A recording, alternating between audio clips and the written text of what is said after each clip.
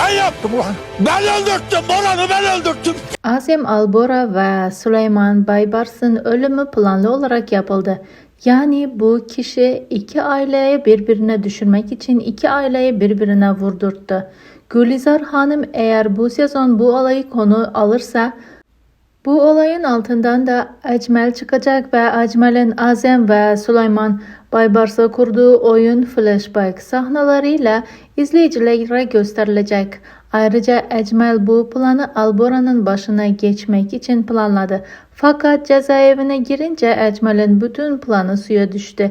Eğer bu olay ortaya çıkarsa Demir Cihan'la dost olacak. Bu olay Gülizar Hanım ne zaman isterse o zaman ortaya çıkacak. Yayınlanan fragmana gelecek olursak, fragmanda Boran'ın ayağa kalktığını ilk fark eden kişi Deniz oluyor. Ancak Deniz Boran'ı arkadan gördüğü için onun kim olduğunu anlamayacak.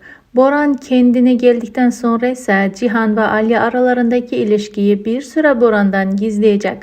Ancak Boran birkaç bölüm sonra Cihan ve Ali arasındaki ilişkiyi öğrenecek ve bir süre Cihan ve Ali'ye karşı düşman bir tavır sergileyecek.